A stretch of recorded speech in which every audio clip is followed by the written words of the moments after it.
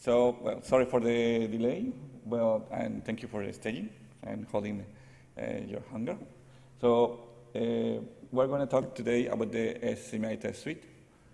It's enable self-checking of SCMI implementations. This is presented by me, Saul Romero, and in Arnold. So let's do a little bit of introduction of what is SCMI. It's a specification which was introduced by ARM 1 year ago in another Linaro Connect, but it's just good to remind what is this about. So the system and control and management interface is a set of operating system interface which are independent of the operating system, and are created by ARM to be used for system and power management. SCMI provides two levels of abstraction, which in this case are for protocols and transports. Protocols is a set of functions which are grouped for some system management and power, and transports is how the protocols communicate with the implementation of SCMI. Currently provides interfaces for discovery. The specification said that one of the protocols, which is called the base protocol, should be used to discover other protocols which are supported by the implementation. And also we have support for power domain management, performance domain management, clock management, and sensor management.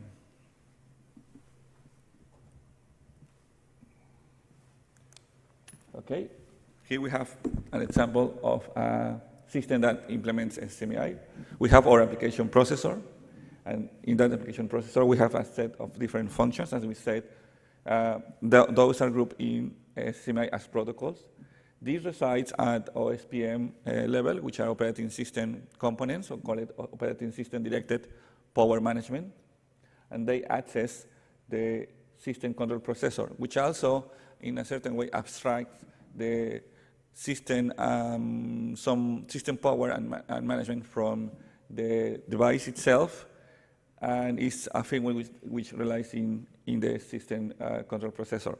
So basically these functions communicate sending messages through the operating system to the SCMI, to the system control processor using the SCMI interface to control the device power, the device domain, the clock management.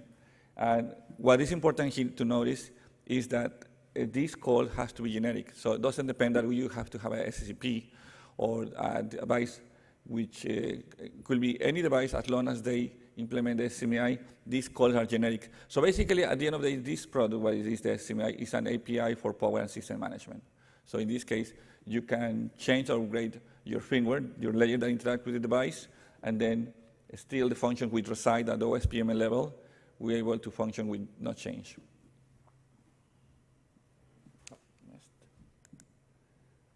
So now, what is our product? This is the SCMI test suite. What it is a test suite which is a C source code available, project available in public for SCMI protocol conformance testing. Why? It needs to be available for partners and adopters to self-check the implementation of for SCMI protocol conformance testing. How? Delivers a library of tests to validate the firmwares, in this case residing at the platform. The platform is where resides the SCMI implementation of the different protocols, as I said. This is the list. The project is actually in GitHub within the ARM software, and it's called the SCMI test. So you can just go there and access it. Let's talk about the design. So we have different requirements, features, and constraints. As I said, we want that this test suite will be as agnostic as the specification it is. So in this case, we don't have any dependencies, or we don't have any assumption how the data is communicated to the platform, to the firmware or hardware where resides the control of these domains, power domains, or system management. It needs to be able to run on any agent type. Again, an agent is a client that sends messages to the platform where resides the SCMI implementation. And because it's a test suite, we call it a test agent, and can run on application processors, management control processors, and so on, and other management entities as well. It is able to run on bare metal and OS test, so again, it can run in Linux, Windows, and any other system, and even with no operating system at all.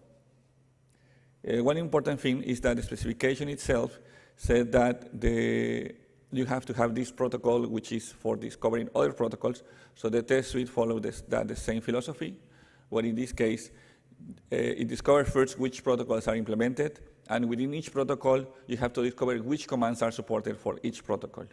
So that's the philosophy. So the test suite is automatic in that way. That doesn't mean that you can also exclude certain protocols, because again, as we're not assuming what are the requirements for the agent, some could be memory constraints for the agent itself. So at build time, when you build the project, you can exclude certain protocols, and in this case, it frees more memory, and you can only test the protocol. So the test suite detects which protocols are built, and even if they are supported, they are not tested. Of course, the test suite is extensible as the specification itself, so you can add more protocols and more commands for each one of these protocols. It's not a system-level test suite. Usually, we have test cases, and for every test case represents a use case of that command.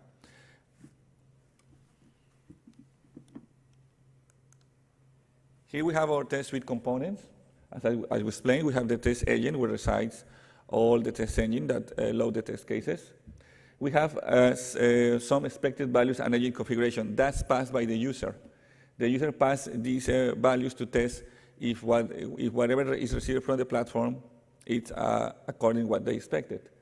We have a set of test libraries. Usually it's one file, which is a C representation of the commands for each one of the protocols. As we can see there, we have a discovery protocol. Inside of that, we have a test suite, which represents a command. For every test suite, we have a set of test cases. Each one of them represents a use case for that command. And for the test case, we have a certain number of test results, which test all the fields containing for a command, like the header, like the status the status field.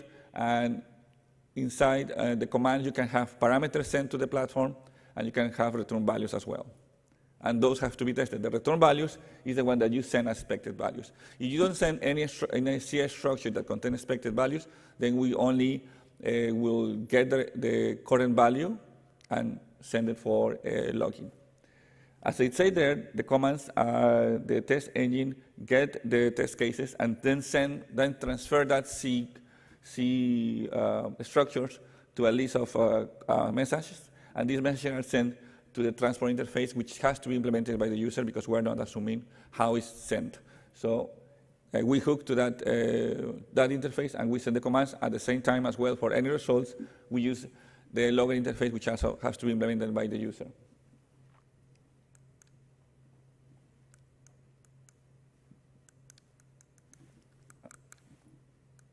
Doesn't work anymore. This has not put SharePoint.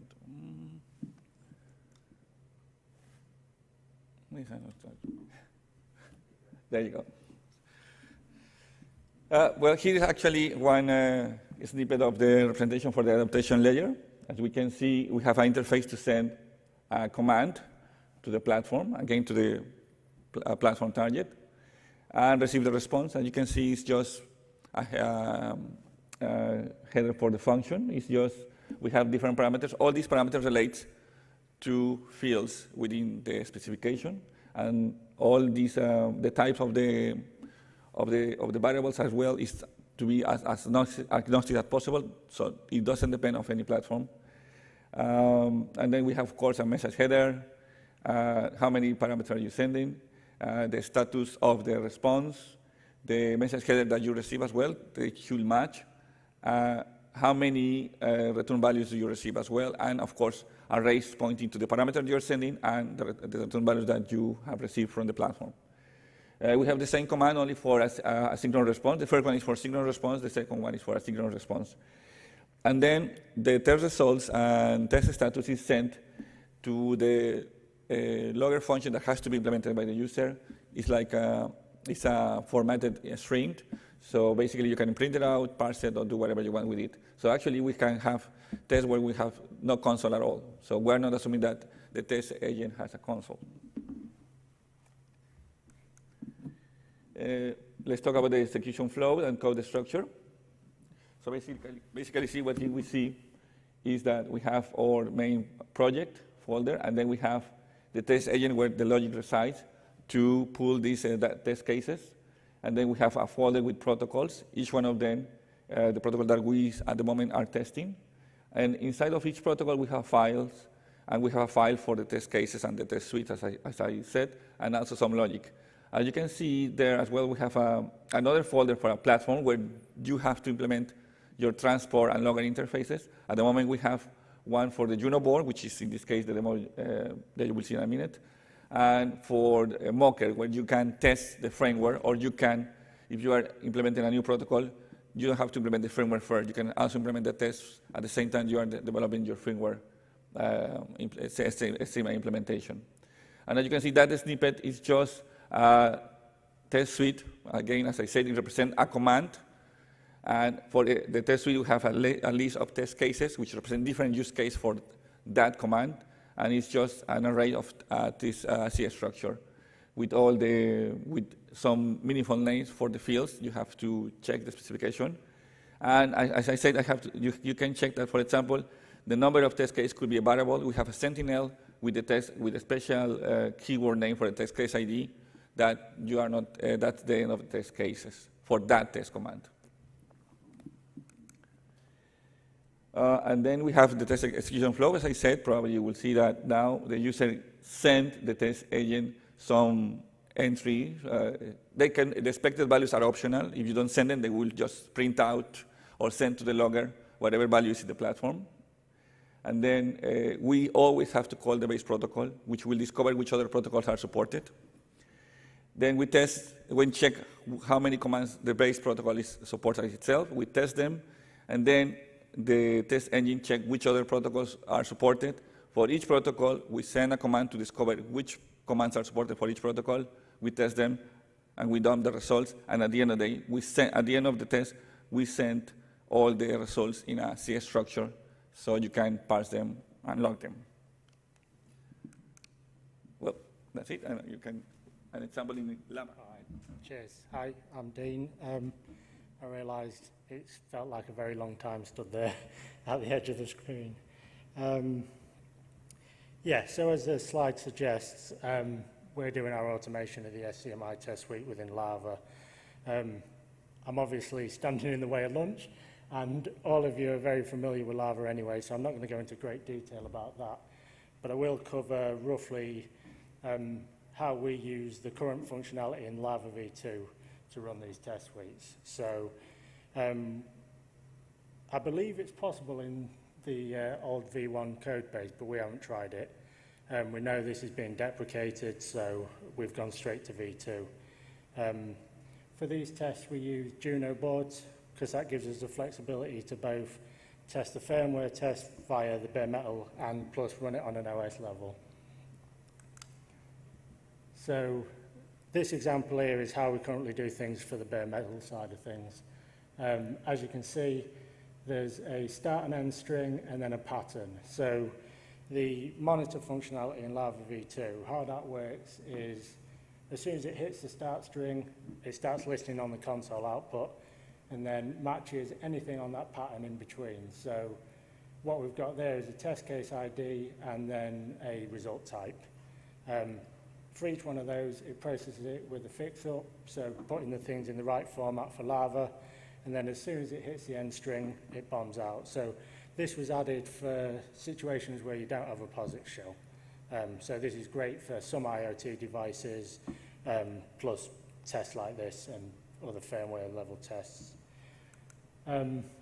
Yeah, so here's an example of that. You can see the start string there was met, starts listening, and then at the very bottom line, you can see there's an example of a test case ID and a result type. The section in blue shows that it's actually processed that and put it into the pass format using the dictionary. So that's great, but obviously there's not a lot of situations where you can easily update the firmware in some devices. Juno is an exception. It's quite difficult in some platforms to do this in an automated way. So to get around this, what we do is use the bog standard test shell stuff in Lava.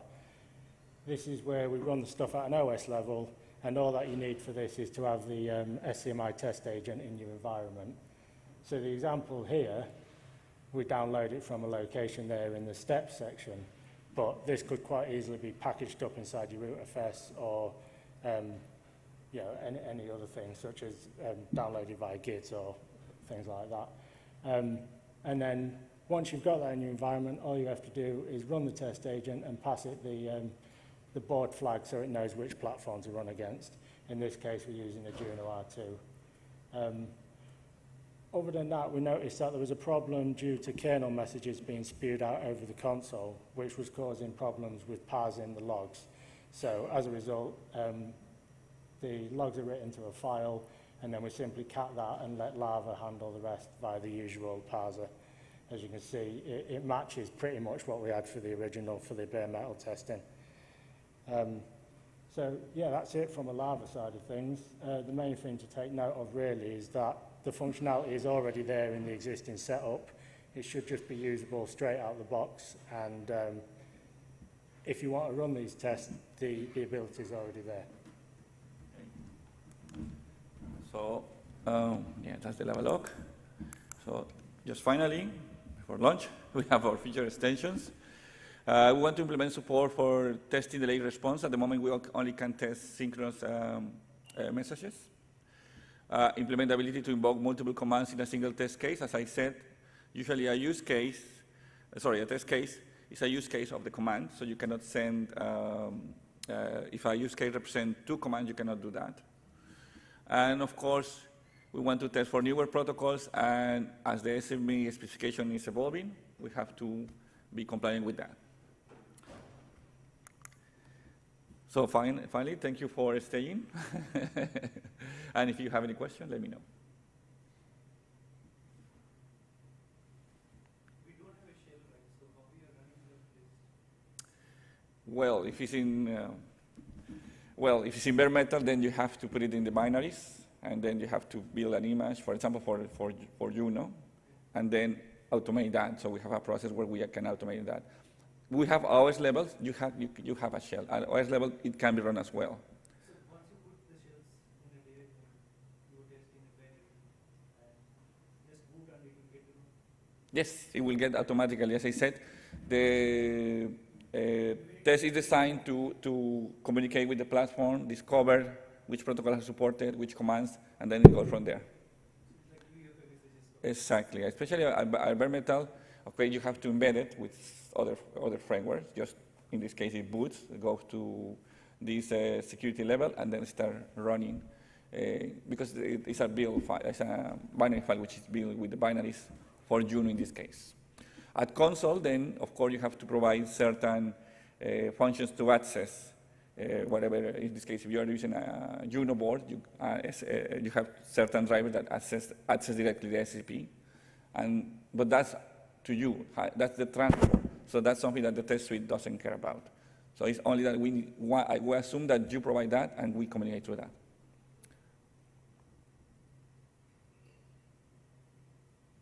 Okay? Thank you very much.